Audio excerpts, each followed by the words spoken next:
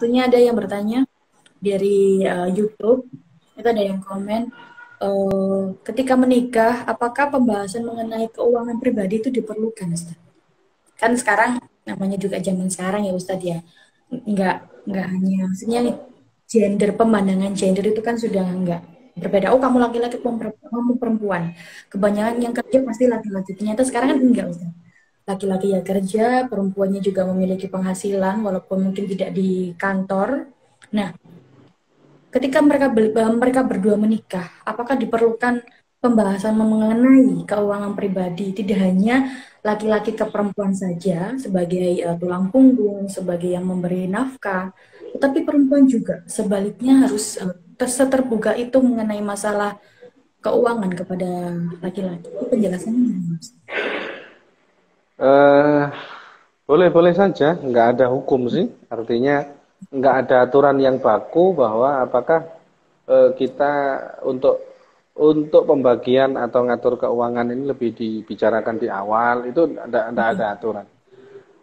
Biasanya begini, pernikahan itu kalau hanya didasari karena hak dan kewajiban akan sepo, Mbak. Apa bahasanya? Ambang. Sepo itu apa? Kurang Hampa. garam, kurang merica, kurang Iya. merica.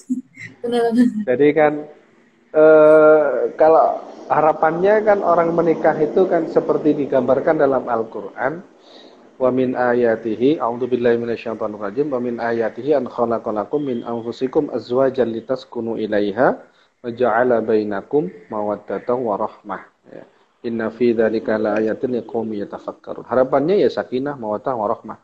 Tugas dan tanggung jawab itu hanya sebatas pembagian apa ya? Pembagian normatif saja gitu.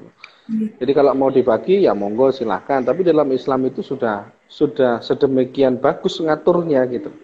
Kalau memang dan contoh nih tanggung jawab laki-laki itu adalah memberikan nafkah lahir dan batin. Maka ya sudah, berarti semua kebutuhan maka otomatis ditanggung oleh sang suami yang bertanggung jawab. Nah, itu secara kewajiban seperti itu. Termasuk ketika membersihkan rumah, Mbak. Ngepel, nyapu, nyuci, masak. Itu bukan tugas kewajiban seorang istri. Oh, Itu tugasnya seorang suami. oh, oh sih paham. Paham. Sebenarnya Ya, Ustadz begitu ya. iya, sebenarnya begitu. Tapi karena dalam rumah tangga itu ada asas saling menyayangi.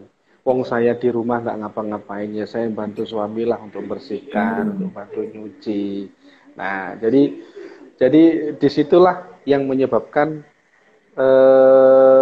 semakin harmonis gitu loh, semakin harmonis. Jadi kalau dikembalikan ke Islam, pembagian tugas dan kewajiban seorang suami dan istri itu lebih bagus, lebih detail dan lebih apa ya? Lebih adil, lebih adil. Jadi kalau harta suami itu milik suami. Kemudian kalau harta istri itu sudah miliknya istri, selesai. Kalau harta suami milik suami dan milik istri, Oke, ya. Kalau harta istri itu milik milik istri. harta istri milik istri. Makanya ada 3 kunci kebahagiaan yang bisa diberikan kepada seorang istri. Ya, nah ini Mbak Nisa kan nanti bakalan menikah itu. Kan nggak Waduh, mau jadi jomblo seterusnya. gak mau Ustadz. Ya Pak, jangan. Ya Allah, Pripun Ustadz? Nggak mau jadi jomblo. Bahkan resep ini juga bisa dipakai untuk jomblo yang mustakmal. Oh, oke, oke. Ya, jadi 3 kunci kebahagiaan wanita itu. Satu, ya, kunci rumah, kunci mobil, kunci berangkas. Oh, Oh, saya udah serius ini Ustadz.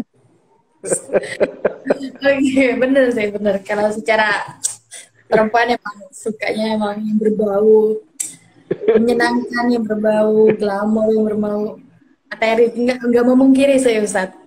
Kadang ya, ngantri emang ya emang gimana? Kita kan hidup di dunia untuk menggapai surganya Allah kan juga dengan pahala yang maksudnya saya berpikir ketika kita menginginkan pahala yang besar otomatis yang kita keluarkan kan juga yang besar Ustaz. Bisa kayak haji, ya, umroh Mm-mm. seperti itu juga dengan biaya yang besar. Bukan materi atau apa, tetapi hidup-hidupnya juga emang perlu uang gitu loh. Dan kalau Iya. wanita emang agak sedikit